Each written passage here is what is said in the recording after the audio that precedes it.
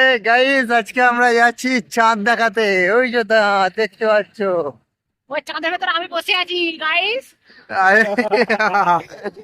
তো আজকে এখন বাজছে কটা, 10টা 26, আর আমরা এখন বেরিয়ে পড়েছি হরিনাম শুনতে। মানে আমরা ঠাকুর ভক্ত হয়ে যাচ্ছি দিন দিন, কেন জানি না। তো হঠাৎ করেই মানে বেরিয়ে পড়লাম। কোনটা ছড়াটা কোনটা? আমার ঘরে যে ছড়াটা কেটে এলো সেই ছড়াটা। তো ভেবেছিলাম হরিনাম শুনতে যাব, কিন্তু ইচ্ছা ছিল না। কিন্তু রাহুল আমাদেরকে জোর করে নিয়ে চলে এলো। আমি তো খেয়ে শুয়ে পড়েছিলাম, আমাকে বললো রাহুল দা ফোন করে চলো চলো চলো, তাই আবার চলে এলাম। বুঝলি, আদৌ হরিনাম শুনতে যাচ্ছিস তো? হ্যাঁ, হরিনামে কি আসছে আগে বল দিকিনি, দেখবো। হরে কৃষ্ণ। কি নাম বললো বউটা কি নাম বললো? কি শম্পা শম্পা মজুমদার। শম্পা মজুমদার আসছে গাইস। মজুমদার। তো আরো সত্যি কথা বলতে যাচ্ছি এই কারণে যে মেয়ে কীর্তন আসছে বলে আরো যাচ্ছি। কারণ ওর কণ্ঠস্বরটা আমার খুব ভালো লাগে মেয়েদের। হ্যালো গাইস, আই এখন করতে শুরু করে দিয়েছে শম্পা মজুমদার। আর আমরা যাচ্ছি গান শুনতে। আর কি বলবো, এই শুরু হচ্ছে, এখন গিয়ে দেখি কেমন কি শুরু হয়েছে, কেমন ভিড় হয়েছে। আর এই যে আমরা তিনজনে যাচ্ছি এই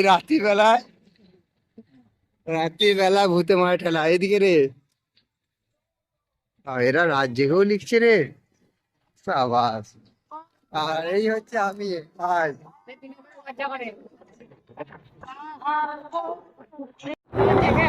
ভাই হরিসেবাই বলছি, আমাদের উত্তরপাড়ায় হরিনাম শুরু হয়ে গেছে।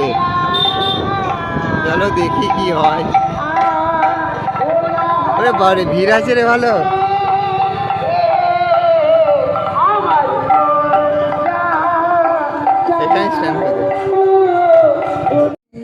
তো আমরা এখন চলে এসেছি আমাদের শ্রীকৃষ্ণপুরেরই উত্তরপাড়া বা বালিপাড়া, যেটাই বলো না কেন, তো সেখানে হরিনাম শুনতে। আর হরিনাম এই তলায় এসে যে এতটা ভিড় লক্ষ্য করবো সত্যি ভাবিনি। কারণ আমরা ভেবেছিলাম হয়তো আজকে মাঝের দিন তো খুব একটা ভিড় হবে না, তো শেষের দিনকে হয়তো ভিড় হবে। তো এসে আমাদের পুরো ধারণাটাকে পাল্টে দিল। দেখলাম যে প্রচণ্ড ভিড় হয়েছে। আর সব দিকটা হয়তো দেখাতে পারছি না, কারণ আমার ফোনে ক্যামেরাটা একটু ডাউন আছে, প্লাস অন্ধকার। তো অনেকটা মানে ভিড় লক্ষ্য করো। আর এমনকি এখানে দেখতে পাচ্ছি স্ট্যান্ড ফ্যান, মানে ক্যামেরা করার জন্য স্ট্যান্ড লাগিয়েছে।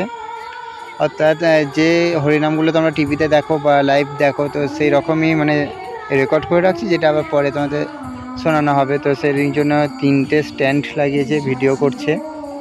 আর এইদিকে আমি আমার ছোট্ট মোবাইল দিয়ে ভিডিও করছি। আর বন্ধুরা, যেটা তোমাদেরকে বলবো বলেছিলাম যে গোপ্রো একটা নিচ্ছি, তো কি গোপ্রো নিলে ভালো হয় সেটা অবশ্যই তোমরা একবার জানিও।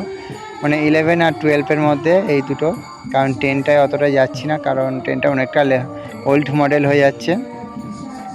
তো চলো এখন আর ওসব কথা বলছি না, এখন তোমরা হরিনাম দেখো। আর রাহুল আর তুফান আমাকে জোর করেছে যে আজকে যেমন এখানে হরিনাম হচ্ছে, যেমন নদীর ওপারে অর্থাৎ জোরবাঁধে কিন্তু ফাংশান হচ্ছে, তো সেখানে যাওয়ার জন্য।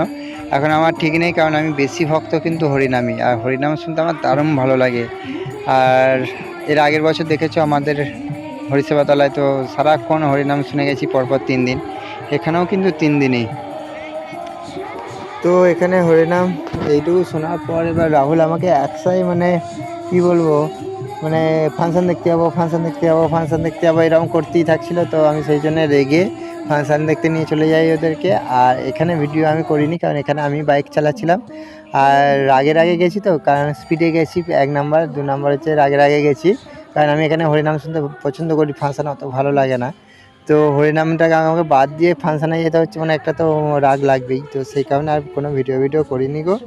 ঝেড়ে ওকে একদম নিয়ে গেছি তোমার জোরবাঁধে ফাংশান দেখাতে। তো চলো সেখানে ভিডিও এবার তোমাদের সাথে শেয়ার করা যাক।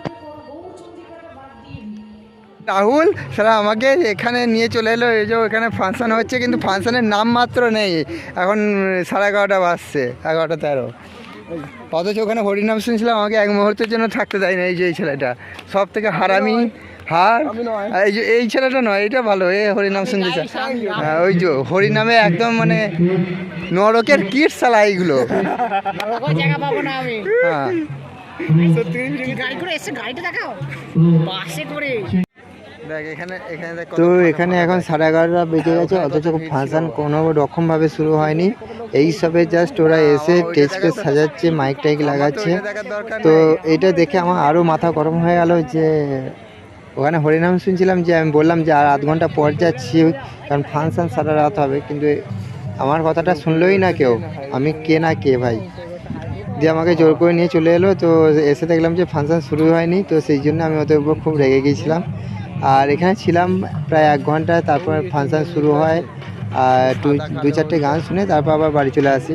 বাড়ি বলতে কি হরিসভায়, তো মানে হরিনাম শুনতে আবার চলে আসি। তো সেখানে ভিডিও আবার দেখতে হবে, চলো দেখা যাক।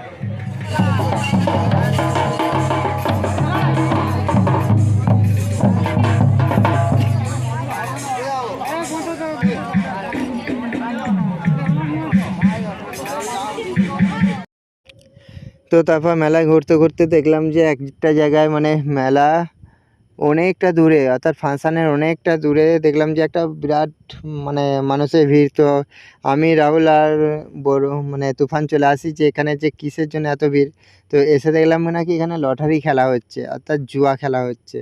তো সেই জন্য মানুষের মানে ফাংশানের থেকে যা বেশি না ভিড়, তার অধিক এখানে ভিড়। আর এই খেলা আমি কোনোদিন বুঝতেও পারি না, আর আজ পর্যন্ত লটারির দিকে কোনোদিন ঝুঁকিনি, আর আশা করি জীবনে কোনোদিন যাব না, কারণ এর উপর আমার একটা শিক্ষা হয়ে গেছে ভাই। তো সেই জন্য আমি আর যেতে চাইনি, আমি আবার চলে এলাম। এখানে দেখতে পাচ্ছ ফাংশান শুরু হয়ে গেছে। আর এরপর আমরা 2-4টে গান শুনে আবার হরিসভাতলায় চলে আসি। আর এখানে 2-4টে গান তোমরাও শোনো যে কেমন গান হয়েছে, তারপর না হয় ভিডিও স্কিপ করা যাবে।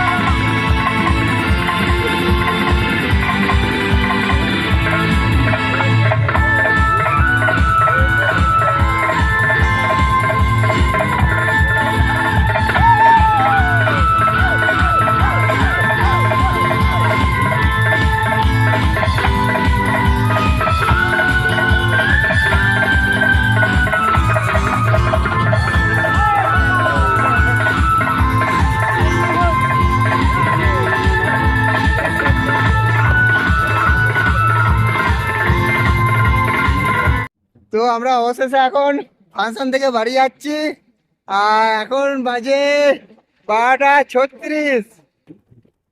তো এরপর গিয়ে আবার হরিনামতলায় যেতে হবে, কারণ হরিনাম শুনতেই অ্যাকচুয়ালি বেরিয়েছিলাম, আর রাহুলের জন্য আমাদেরকে এখানে আসতে হলো। তো এখন বাসের ব্রিজ পেরোবো। তো বাসের ব্রিজ খুব খতরনাক জিনিস। তো যারা দেখোনি বাসের ব্রিজ, কিন্তু রাত্রিবেলা বুঝতে পারবে কিনা জানি না, তবে আমার ফোনটাকে তোরা সাবধানে ধরিস, নাহলে আমার ফোন টপকে নদীর জলে। আর এই হচ্ছে আমাদের দামোদর নদ। উহু! তাকে কিছু সারাই দিস নাই যে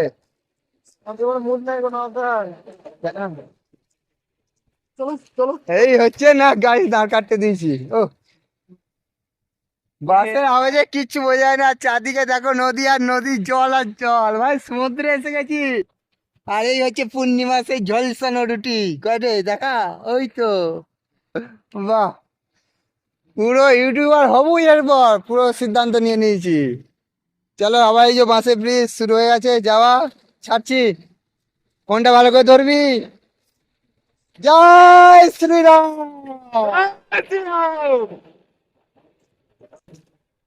ভাই অন্ধকারে বাসের ব্রিজের মাঝখান দিয়ে ভয় লাগছে, আমার গলাটা বসে গেছে।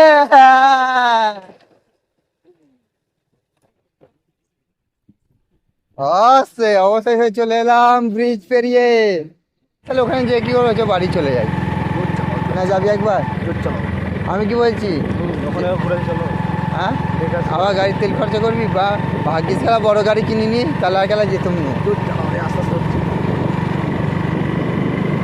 ওইটাকে স্পিড বাইরে দেবো, তাহলেই তো হয়ে যাবে চোর। তো এখন আবার আমরা যাচ্ছি হরিনাম শুনতে। ঠান্ডা হাওয়া। আর কত সুন্দর ঠান্ডা হাওয়া, সত্যি কি দারুণ লাগছে। কটা বাজছে? 36 ছিল তখন, এখন 40 হয়ে গেছে। কটা? 11টা না রে, 12টা 40, মানে 1টা বাজছে গাইস। এখন আমরা রাত্রে নাইট ব্লগস করছি। ও সত্যি ভাবনা চিন্তায় ঊর্ধ্বে পুরো। রাত 1টার সময় আমরা বেরিয়েছি মোটো ব্লগস করতে, ভাবা যায়? আর এই হচ্ছে আমাদের সেই শ্রীকৃষ্ণপুর। আমাদের এখানেও হরিনাম শুরু হওয়ার প্রায় মুহূর্তক্ষণ, এই যে বাঁশ ফাঁস খাটানো হয়ে গেছে। আর এখন আমরা যাচ্ছি রাজরামপুরে হরিনাম শুনতে, যেখানে এর আগে তোমরা দেখেছিলে। কোথায়? বালিপাড়া। ওই একই হলো, উত্তরপাড়া বালিপাড়া, দুটোর নাম একই।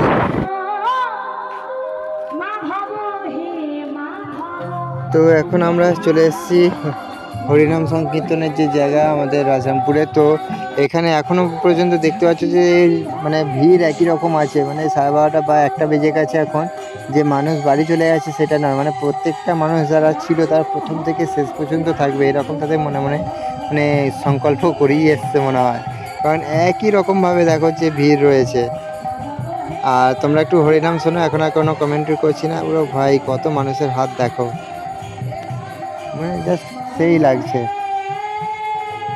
চলো তোমরা একটু হরিনাম শোনো, আর তখন আমি একটু হরিনাম শুনে নিই তোমাদের সাথেই।